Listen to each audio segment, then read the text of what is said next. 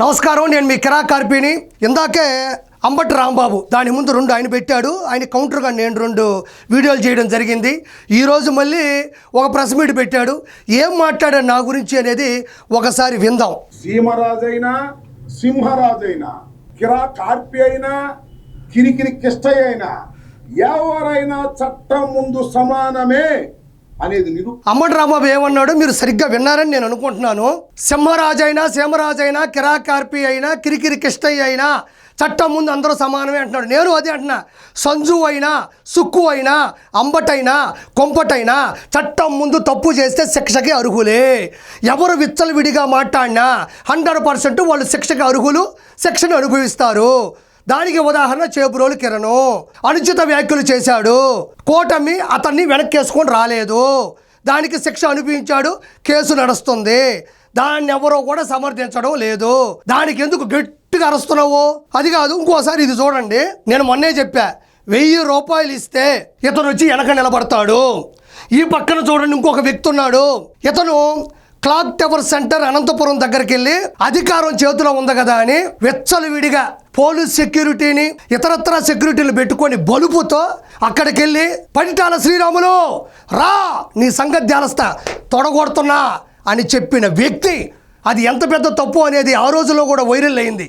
ఆ వ్యక్తిని తీసుకొచ్చి వెనక నిలబెట్టుకొని ఉన్నాడు మన అంబటి రాంబాబు. ఇక్కడ మీరు బాగా గమనిస్తే ఈ పిక్చరైజేషన్లో ఇలా చూడండి, లంబు ఇక్కడ చూస్తే జంబు, మధ్యలో మన్మథ సింబు. ఇంకా నేను ప్రత్యేకంగా దీని గురించి నేను విధి సేకరించను, విశ్లేషించను. ఇక్కడ ఒకటి చూడండి, ఇతను ఎంత ఆనందపడతాడు. చూడు, కిరికిరి కిష్టయ్య అనగా అంత ఆనందం. పాపం కిరికిరి కిష్టయ్య అంటే పాప మనోడికి ఎంత ఆనందమో. ఎందుకంటే 1000 రూపాయలు తీసుకున్నాడు కాబట్టి అక్కడ నవ్వాలి, నవ్వకపోతే ఏడిపిస్తారు. కాబట్టి ఇతను న్యాయం చేశాడు. ఇదంతా ఒక బృందం. ఈయన వచ్చేసి senior and sincere lawyer, and ఈయన వచ్చేసి చూడండి దీర్ఘంగా ఆలోచిస్తున్నాడు. ఈయన వచ్చే జూనియర్ లాయర్. వీళ్ళిద్దరిని చూస్తుంటే నన్ను క్షమించాలి, నాకు శంకర్ దాదా MBBS సినిమాలో చిరంజీవి గారు శ్రీకాంత్ గారు గుర్తుకొస్తారు. వాళ్ళ అమ్మా నాన్నగారు పట్టణంకి వచ్చేసరికి ఈ రౌడీయిజం దాదాయిజం తెలిస్తే ఎక్కడ హట్ అయిపోతారో, ఆరోగ్యం దెబ్బతింటుందని అప్పటికప్పుడు వాళ్ళు ఈ కోట్లు వేసుకొని, అదే మన డాక్టర్ కోట్లు వేసుకొని అప్పటికప్పుడు పేషెంట్లని అప్పటికప్పుడు వీల్ చైర్లని వీలున్నంత వరకు క్రియేట్ చేసి వాళ్ళ అమ్మ రాగానే ఒక పేషెంట్ వస్తాడు, డాక్టర్ నాకేమైందని ఇటు పెట్టుకో స్లబాహిస్ను కవాహదిర్వసిదం, డాక్టర్ దీనికి చికిత్స లేదు అనగానే వాళ్ళమ్మ చూసారా అండి మన అబ్బాయి ఎంత ఎదిగిపోయాడు అంటే ఇలా క్రియేట్ చేశారు. వీళ్ళు కూడా అంతే టక్క జనాల్లోకి వచ్చేసి ఒక కోట్ వేసేసుకొని, నేను దయచేసి క్షమించాలి, నేను ఏ లాయర్ని కూడా తప్పుగా మాట్లాడట్లేదు. న్యాయవాద వృత్తిలో ఉన్నటువంటి ప్రతి లాయరు నాకు ఒక దేవుడితో సమానం. నేను వకీల్ సాబును 100 సార్లు చూసుంటాను. అదేవిధంగా మన జై భీమ్ అనే సినిమాని లెక్కే లేదు, అన్నిసార్లు చూసి ఏడ్చుకున్న సందర్భాలు కూడా ఉన్నాయి. ఎందుకంటే ఎవరైనా ఇబ్బందుల్లో ఉంటే, ఫీజు కట్టని పరిస్థితుల్లో ఉన్నా కూడా ఫీజు కట్టి మగ్గిపోతున్న కేసులో కుటుంబాలు చచ్చిపోతుంటే వాళ్ళ వైపున వెళ్ళి నిలబడి సెక్షన్ల మీద సెక్షన్లు తీసుకొచ్చి నిరుపేద నుంచి ఇబ్బంది పడుతున్న మహిళల వరకు కేసులు వాదించి నిలబెట్టిన సంస్థ ఈ భారతదేశంలో న్యాయవాద వృత్తి ఉంది. కాబట్టి నేను ఎవరిని కించపరచట్లేదు, నేను ఎవరిని తప్పుగా అనట్లేదు. ఇతను మాత్రం ఎందుకు అంటున్నానంటే చిన్న ఉదాహరణ చెప్తున్నాను. ఈయన నిజంగా గౌరవనీయులైనటువంటి న్యాయవాద వృత్తిలో ఉంటే, నాయకుడు అయ్యి ఉంటే, నాయకుడు అవ్వాలి అనుకుంటే అసెంబ్లీలో చట్టసభ శాసనసభ అందరూ చూస్తున్నటువంటి సభలో భువనేశ్వరి గారిని ఈ అంబటి రాంబాబు అనే వ్యక్తి ఎలాంటి అనుచిత వ్యాఖ్యలు చేశాడో నాకు చూపించ బుద్ధి కావట్లేదు. మీరు ఒకసారి యూట్యూబ్లోకి వెళ్ళి చూడండి. ఆ రోజు వల్లభనేని వంశీ మాట్లాడేటప్పుడు వెనక నుంచి ఇతను వాయిస్ కూడా వినబడుతుంది. ఇతను నన్ను గౌరవించమంటారా చెప్పండి? నిజంగా ఇతను గౌరవనీయులైనటువంటి న్యాయవాద వృత్తిలో ఉంటే, నిజంగా నాయకుడు అవ్వాలనుకుంటే, నాయకుడే అయ్యి ఉంటే, తన సొంత అల్లుడు వచ్చి మా మామ ఒక దొంగ అని చెప్పాల్సిన అవసరం తనకేమొస్తుంది? ఇది రెండో విషయం. మూడో విషయం, ఇతను నిజంగా న్యాయవాదమైనటువంటి వృత్తిలో ఉంటే, నిజంగా ఇతను నాయకుడి అవ్వాలనుకుంటే, ప్రజాస్వామ్యంలో ఉంటే, ఆడపిల్లలకు ఫోన్ చేసి సంజు సుక్కు అని ఇద్దరికి ఫోన్ చేసి అర్ధరాత్రుల్లో గంట అరగంట అని మాట్లాడే పరిస్థితి ఇలాంటి వాళ్ళకు ఉంటుందా? నిజంగా ఆ వృత్తిలో ఉండేవాళ్ళు ఇలా చేస్తారా? దయచేసి కింద కామెంట్లు తెలియజేయండి. నేను మాట్లాడితే రాంగ్ అయితే మీ ఇష్టం ఏమైనా పెట్టుకోండి. ఇతను నేను గౌరవించాలా? ఇతను గురించి నేను మాట్లాడాలా? మీరు చెప్పండి ఒకసారి. ఇతను నా గురించి ప్రెస్ మీట్ పెట్టి, క్షమించాలి, సీమరాజా గారు అంతర్జాతీయ ప్రధాన కార్యదర్శి, ఆయన వైఎస్ జగన్మోహన్ రెడ్డి కాదు, ఎవరు తప్పు చేసినా ఒప్పుకోడు. ఎందుకంటే అలాంటి వాళ్ళు కావాలి మన పార్టీలో. సో అతను ఆయన ఏం చేసుకుంటాడనేది నాకు అనవసరం. అతను సీఎం పిఎం కోసం పోరాడుతున్నాడు. ఖచ్చితంగా ఆయన గెలవాలని నేను మనస్ఫూర్తి కోరుకుంటున్నాను. నా గురించి మాట్లాడాడు కాబట్టి నేను మాట్లాడుతున్నా. ఒకసారి చూడండి, కిరా కార్పి అనుచిత వ్యాఖ్యలు చేశాడు, అతన్ని అరెస్ట్ చేయాలని కేసు పెడుతున్నాడంట.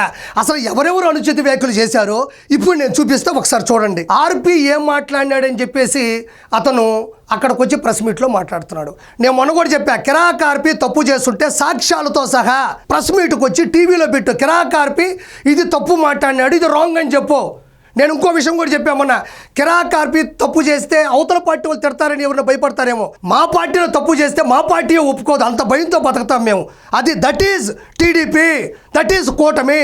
ఇప్పుడు చూడు అంబటి రాంబాబు సూటిగా నీకే ఇది చూడండి, నేను చాలా ఫాస్ట్గా తొలగిస్తాను. ఎందుకంటే ఇవి ఆ రోజుల్లో వర్రా రవీందర్ రెడ్డి చేత సజ్జల భార్గవ రెడ్డి, సజ్జల రామకృష్ణారెడ్డి అని ఇద్దరు దొంగలు వాళ్ళిద్దరు పెట్టించినటువంటి ఇవి అప్పట్లో పోస్టులు సంచలనమైన, జనాలు కూడా చాలా బాధపడ్డారు. చూడండి, ఇదొకటే ఎక్కువసేపు ఉంచడం, ఇదొకటి ఎక్కువసేపు ఉంచడం. ఇదిగో వర్రా రవీందర్ రెడ్డి, ఇదిగో నా భార్య ఓయో రూములో దొరికింది అని చెప్పి ఇదిగో శ్రీనివాసరెడ్డి వర్రా అని పెట్టాడు. ఇదిగో అంబటి రాంబాబు ఇది కూడా చూడు ఎంత దారుణంగా ఉంటుందో. ఇడది ఇది కూడా చూడు వర్రా, ఇది కూడా చూడు వర్రా, ఇది కూడా చూడు ఎవరెవరో పెట్టారు. ఇదిగో ఇది కూడా చూడు లింగారెడ్డి రాజశేఖర్ రెడ్డి, ఇదిగో కళాసాగర్ రెడ్డి వనిత, కళాసాగర్ రెడ్డి వింత, ఇదిగోడు ఇడజోడు ఇడజోడు. ఇవన్నీ కూడా ఇప్పుడు చెప్పు రాంబాబు, ఇవన్నీ మాట్లాడింది వైఎస్ఆర్సీపీలో పేటీఎం డాగ్స్. అది అందరికీ తెలుసు. వర్రా రవీందర్ రెడ్డి కావచ్చు, ఆ రాజశేఖర్ రెడ్డి కావచ్చు, మిగతా వాళ్ళు ఎవరైనా కావచ్చు. నా భార్య గురించి కూడా అసభ్యంగా మాట్లాడినారు. ఆ పోస్టు నేను నీకు చూపించిన. ఇప్పుడు నేను నిన్నేం అడుగుతానంటే, నువ్వు న్యాయవాద వృత్తిలో ఉన్నావు కదా, కిరా కార్పి తప్పు చేస్తే చట్టరీత్యా శిక్ష పడాలి సమానం అన్నావు కదా.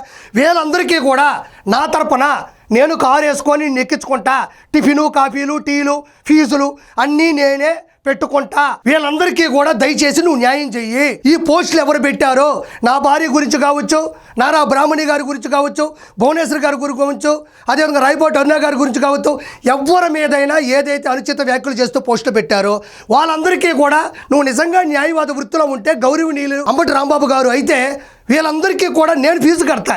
ఈ పోస్టులన్నిటికీ నీకు దమ్ముంటే వీటన్నిటిని కూడా వాదించి వీటిని గెలిపించమని మనస్ఫూర్తిగా నేను కోరుకుంటుండా. ఇవన్నీ ఎవరు చేశారు? మీ వాళ్ళు కాదా? ఇంతకన్నా దారుణంగా కిరా కార్పి మాట్లాడతాడా? ఇంత దారుణంగా కిరా కార్పి పోస్టులు పెడతాడా? మా గౌరవం ఉంది.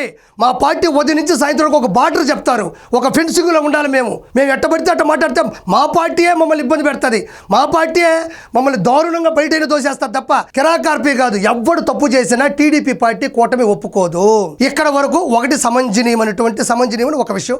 రెండోది ఇంకోటి ఉంది, వీడియో చూద్దాం. ఈరోజు చూస్తే నిన్ననే రాంబాబు పెట్టేటువంటి ప్రెస్ కాన్ఫరెన్స్ పెట్టి వీళ్ళు తీసినవన్నీ చూస్తే ప్రతి ఆ బూతులు తిట్టే ప్రతి గాడిదను చంద్రబాబు నాయుడు లోకేష్ పక్కన నిలబెట్టుకుని ఫోటోలు తీసుకుని ఎంకరేజ్ చేసిన వాళ్ళు. బాగా చేస్తున్నావు బేష్ అని. మన ఇక్కడ ఎవడన్నా అలాంటి తట్టుకోలే కడుపుతో ఎవడన్నా అభిమాని ఎవరన్నా బయట తిట్టే ఎవరినైనా మనం ఎంకరేజ్ చేసినట్టు కానీ సీనియర్ నాయకులు ఉన్నట్టు ఒక్కటి చూపండి. ఇక్కడ ఇతని పేరేనయ్యా సజ్జల రామకృష్ణారెడ్డి, ప్రముఖ సలహాదారుడు జగన్మోహన్ రెడ్డికి. ఇతను ఎప్పుడు ప్రజాస్వామ్యంలో ఓట్ల మీద గెలిచిన వ్యక్తి కాదు. ఇతను చీఫ్ ఎడిటర్గా, జూనియర్ ఎడిటర్గా రకరకాల పత్రికల్లో పనిచేశాడు. ఇక్కడ తీసుకొచ్చి పెట్టుకున్నాడు. ఈయన ఏమంటున్నాడంటే, మీకు ఒక విషయం చెప్పాలి, నన్ను గాడిద అన్నాడు. ఓకే, సీమరాజును గాడిద అనుకుంటారు, అది వాళ్ళ పార్టీ, నాకు సంబంధం లే. నన్ను కిరా కార్పి చంద్రబాబు నాయుడు గారితో లోకేష్ గారితో ఫోటో దిగాడు. ఎస్, నా గాడ్ ఫాదర్లు, నాకు చాలా ఇష్టమైన వాళ్ళు, విలువలు విజనరీ ఉన్నవాళ్ళు, విలువలు విశ్వసనీయతో ఉండేటువంటి రాజకీయం చేయాలనుకునే వాళ్ళు. కాబట్టి నేను వాళ్ళ బార్డర్లో ఉన్నా, నేను ఫోటో దిగినా నాకు దేవుళ్ళతో సమానం. పక్కన పెట్టి నన్ను గాడిద అన్నాడు. అంటే నేను ఎదిరిస్తే, ప్రశ్నిస్తే, ఇది తప్పు అని నిలదీస్తే నేను గాడిద అయితే, ఇదే సజ్జల రామకృష్ణారెడ్డి 2019 నుంచి 2024 మధ్యన అందరు ఎమ్మెల్యేల చేత, ఎంపీల చేత, కేబినెట్ మినిస్టర్ల చేత స్వహస్తాలతో స్క్రిప్ట్ రాసి బూతులు తిట్టమని పేపర్లో పంపించేవాడు. ప్రతి ఒక్కరిని మీరు గమనిస్తే, రోజా ఒక మీటింగ్లో పెద్ద బహిరంగ సభలో నిలబడుకుంటే చెవులో ఒక ఆయన వచ్చి చెప్తాడు, రోజా గారు చంద్రబాబు నాయుడు గారిని విచ్చలవిడిగా తిట్టమంటున్నాడు జగన్మోహన్ రెడ్డి. అది ఎవరు పంపించింది? సజ్జల రామకృష్ణారెడ్డి. ఇప్పుడు చెప్పండి, నేను గాడిదైతే ఇతన్ని ఏ జంతువుతో పోల్చాలో మీరే చెప్పండి.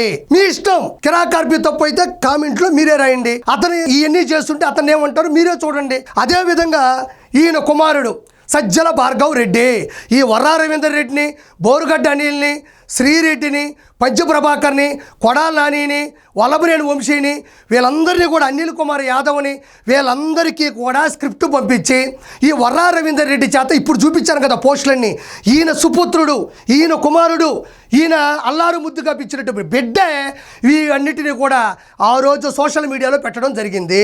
నేను ఈరోజు ఒక మాట మాట్లాడుతూ ఉండా, ఐపాక్ టీం నడిపినటువంటి నీ కొడుకు, నీ కుమారుడు, నీ సుపుత్రుడు సజ్జల భార్గవ రెడ్డి మంచివాడే అయితే, తెలివైన వాడే అయితే, అరాచకం చేయనోడే అయితే ఈరోజు ఎందుకు కనపడటం లేదు? ఈరోజు ఎందుకు ప్రెస్ మీట్లు పెట్టట్లేదు? ఈరోజు ఎందుకు జనాల్లో కనపడటం లేదు? యాడికి పోయినాడు? ఏ కలుగులో దాక్కున్నాడు?